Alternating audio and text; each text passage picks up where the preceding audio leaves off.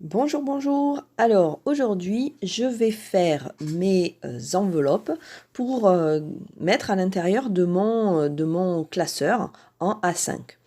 Alors, j'avais dit hein, que donc je n'achèterai rien, donc je continue sur ma même lancée. J'ai par mon travail une plastifieuse, j'ai des restes d'un paquet de trucs en plastique, là, de pochettes plastiques pour plastifier justement. Donc du coup, ben, je vais faire mes pochettes plastiques avec cette plastifieuse et ces pochettes qui me restaient donc. Alors, pour faire mes pochettes, je me base sur une vidéo que j'ai vue sur la chaîne donc, de Louise Budget. Si vous ne connaissez pas, allez-y, c'est super, super sympa. Faut rendre à César ce qui est à César quand même.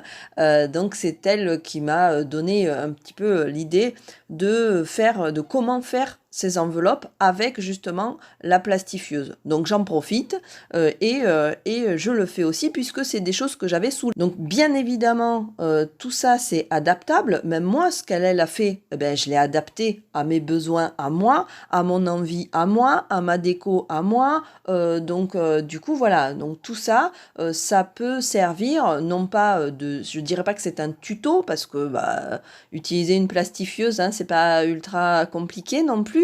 Par contre, c'est vrai qu'à la base, j'aurais peut-être pas vu cette vidéo, j'aurais pas compris comment fonctionnait justement le côté collant, le côté plastique de de ces pochettes à plastifier. Du coup, voilà, je me dis, ben, ça peut peut-être servir à d'autres. Et puis, ma façon de faire peut être utile à certaines et certains. Et puis, voilà, chacun pourra en tirer ce qu'il veut. Donc voilà, donc je fais mes enveloppes avec ma plastifieuse. Alors, comment je m'y prends? Alors, pour commencer, en bonne mère indigne, euh, je suis allée demander à ma fille de me passer un papier de décoration qu'elle avait et celui qu'elle aimait le moins. Et donc, comme ça me permettait d'avoir un petit truc, moi, pour décorer. Donc, ce papier-là, j'en ai pris une partie que je découpe pour me faire en fait le bas de mon enveloppe pour la rendre un petit peu plus jolie.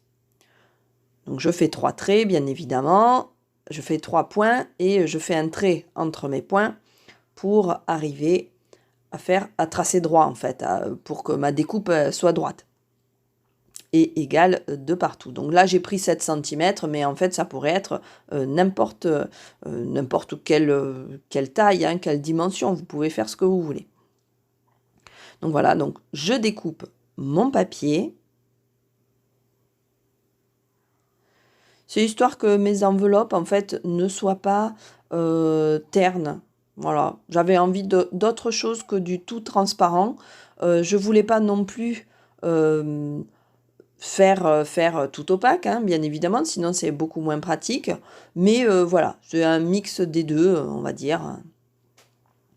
Donc j'ai découpé le bas de mon papier et puis je voulais pouvoir faire des enveloppes un peu génériques et donc du coup pouvoir utiliser la technique du marqueur indélébile sur le plastique pour pouvoir en fait le gommer après en fonction de l'utilisation de mon enveloppe. Donc ça va être une enveloppe qui va être utilisée. Parfois, elle peut être utilisée pour un défi, mais après, derrière, elle peut être utilisée pour autre chose. Elle peut changer d'objectif, en fait. Donc du coup, pour pouvoir marquer un petit peu le sujet de ce que j'allais mettre dans l'enveloppe, j'ai décidé de non seulement la décorer avec le papier déco, mais de lui placer une petite étiquette à l'intérieur de l'enveloppe. Donc c'est pas quelque chose qui va être collé par-dessus, c'est quelque chose qui est inclus dans l'enveloppe.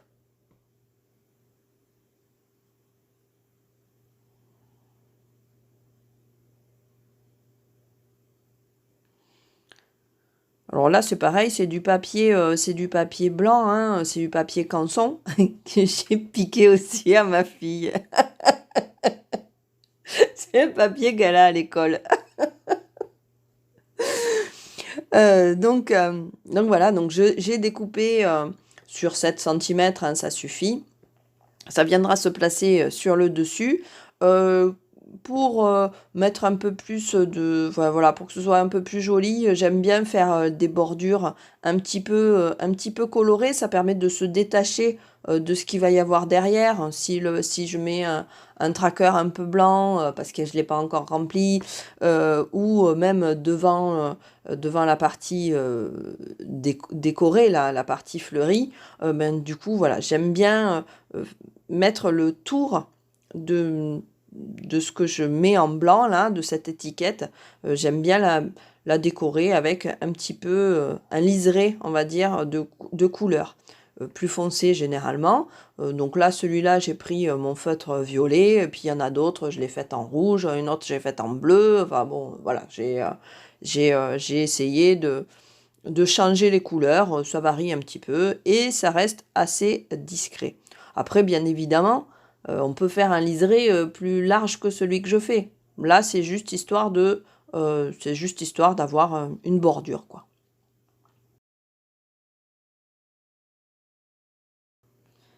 Voilà à quoi ça doit ressembler. En gros, voilà, le bas de mon enveloppe va en fait ressembler à ça. Donc ça, c'est fait. Ok. Le derrière, c'est pareil, ça sera blanc, ça pose pas de problème. Je vais le laisser comme ça. Je pourrais le faire double aussi, décorer d'un côté, décorer de l'autre, mais ça m'intéresse pas. Là, déjà, je prendrai que de ce côté, ça ira très bien. Donc, une fois que j'ai fait ça, je vais récupérer mes enveloppes à plastifier. Donc là, j'ai du format A5, ce qui tombe très bien, étant donné que mon classeur est aussi en format A5.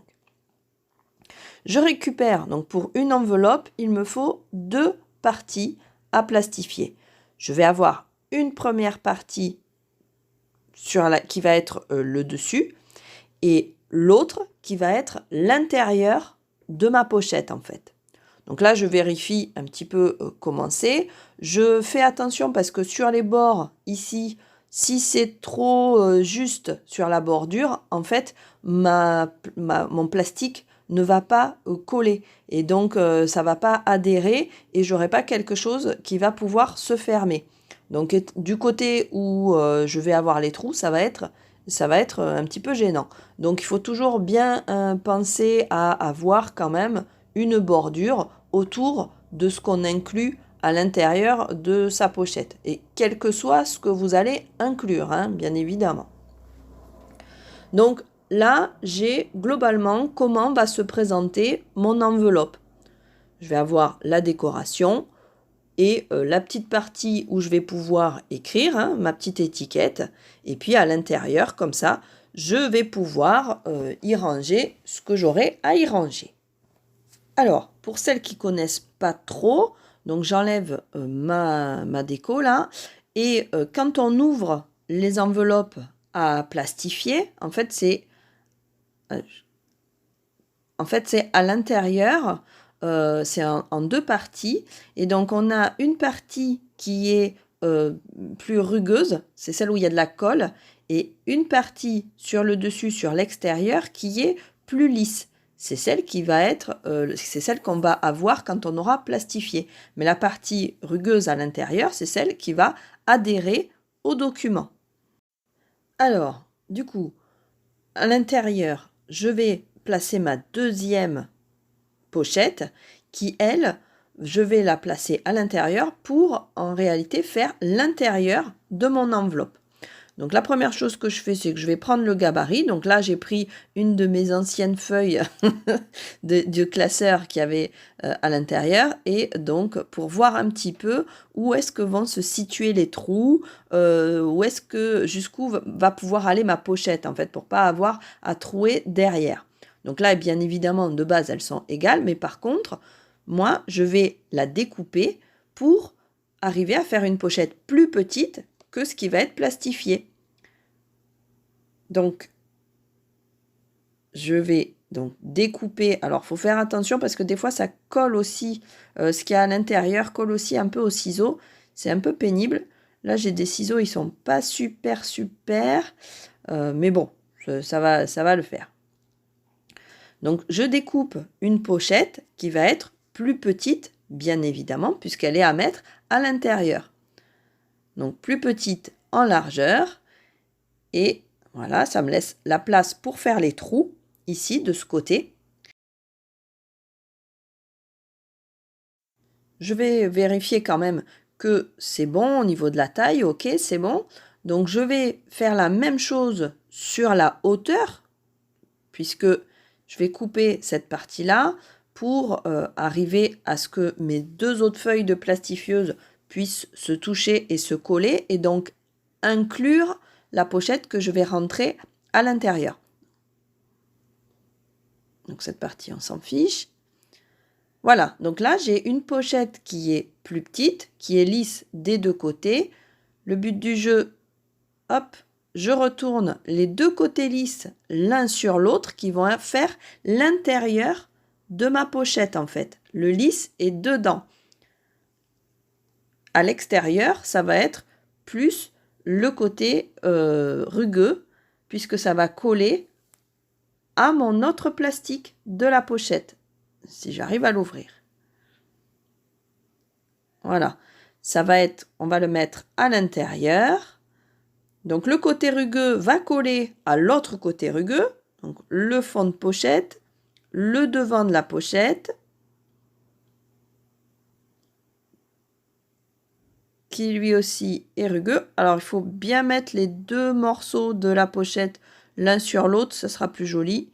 Ça ne veut pas dire que ça ne pourrait pas marcher, mais voilà. Alors, c'est un petit peu pénible parce que ça glisse, bien évidemment, l'un sur l'autre.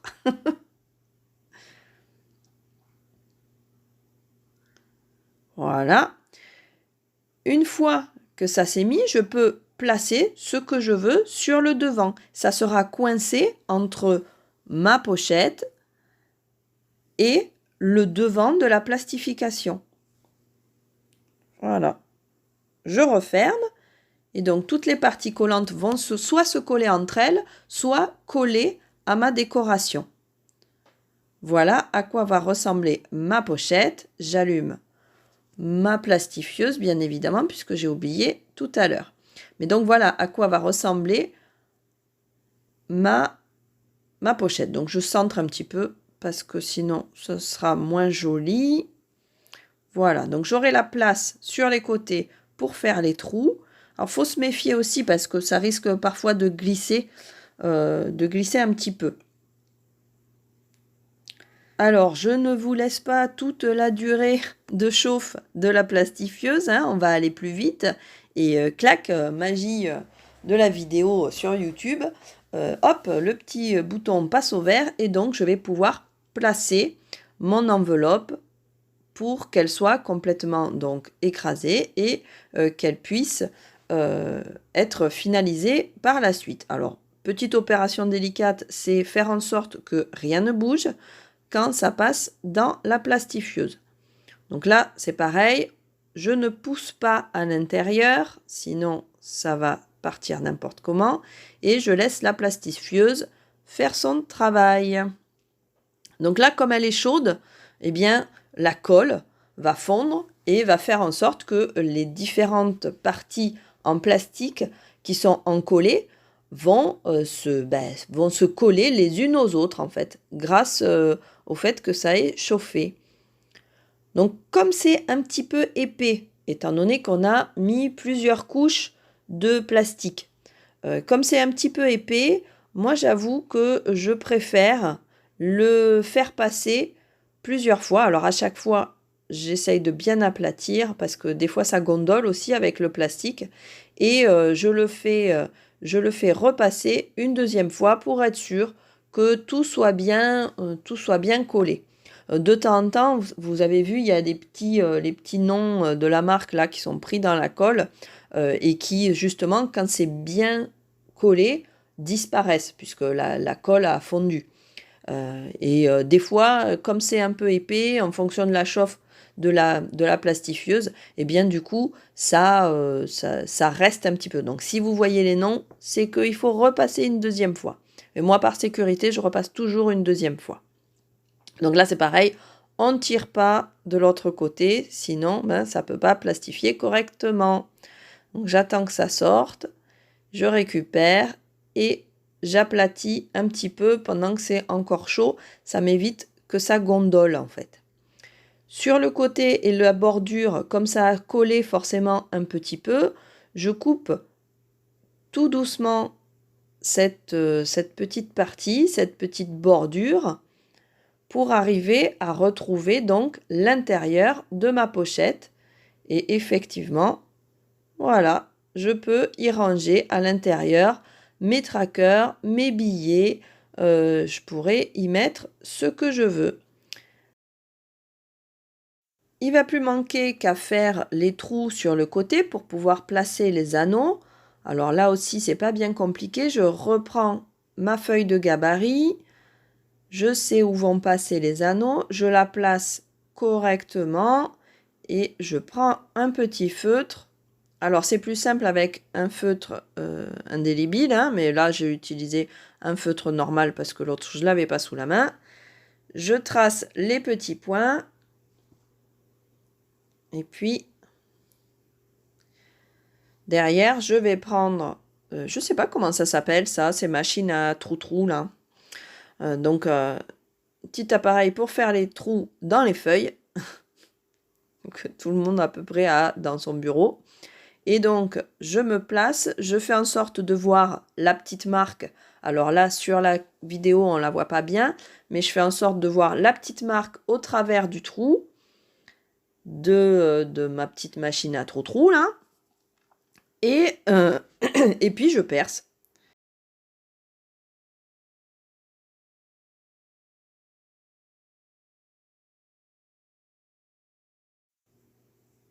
Alors, faites bien attention parce que des fois le plastique est fourbe aussi. Et du coup, on a l'impression de se mettre sur le point. Et en fait, c'est l'autre morceau de plastique qui est resté à l'endroit du trou. Donc voilà, juste c'est pour faire attention. Donc, j'enlève les petits morceaux. Et voilà, là, mes trous sont faits. Je vais pouvoir placer ça dans mon classeur. Juste une dernière petite chose que je vais faire. Je prends mon petit ciseau. Et comme j'ai à chaque fois du mal à ouvrir mon enveloppe, parce qu'elle est très lisse des deux côtés, que ça glisse, je vais y faire une petite encoche. Alors, peut-être pas dans ce sens-là, ça c'est pas génial. Voilà, là c'est plus pratique, je suis plus à ma main. Donc, quoi qu'il en soit, du coup, ça permet de faire une petite encoche pour pouvoir ouvrir plus facilement mon enveloppe. Voilà, et puis dedans, comme ça, je peux y mettre ce que je veux, mes billets, mes trackers. Ça sera pratique. Il y a la partie transparente, la partie un petit peu personnalisée.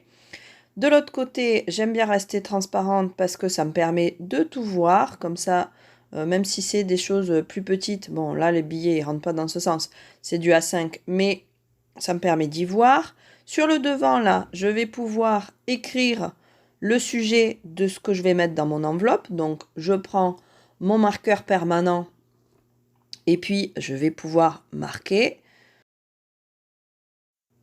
ce à quoi je destine cette enveloppe. Voilà.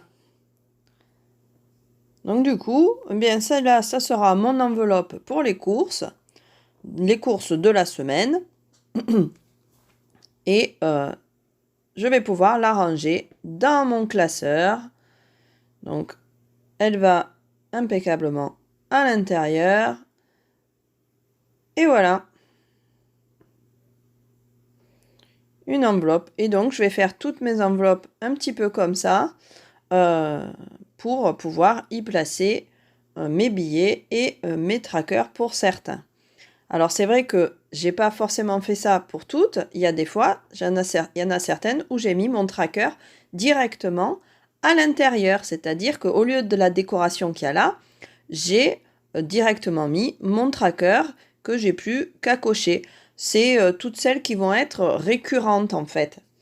Donc j'ai plus qu'à cocher lorsque c'est bon avec mon marqueur. Et comme ça, je peux avoir directement mon tracker et à l'intérieur mes billets. Évidemment, je ne vais pas y mettre des pièces, mais pour les billets, ça sera parfait. Et donc, comme c'est quelque chose qui va revenir tout au long de l'année, eh bien, j'aurai pas de problème. J'ai pas à refaire à chaque fois mes fiches, j'ai pas à refaire à chaque fois mes trackers. J'espère bien pouvoir avoir plusieurs fois dans l'année pouvoir utiliser ça. Donc voilà, donc pareil pour d'autres fiches. Voilà, donc j'ai fait la même chose pour d'autres fiches aussi, pour pouvoir directement continuer à travailler dessus tout au long du mois. J'ai plastifié certaines choses. J'avoue que l'écolo à l'intérieur de moi est en train de pleurer. Euh, Et je lui ai bien promis que oui, j'allais m'y tenir hein, à tout ça, parce que vu le nombre de choses que j'ai plastifiées, elle est en PLS. Voilà. Euh, mais bon, voilà, je me dis, ça sera plus pratique à gérer comme ça, à l'intérieur du classeur, entre les enveloppes et les trackers, plutôt que de ressortir à chaque fois les mêmes feuilles. Au final, ça sera pas plus mal.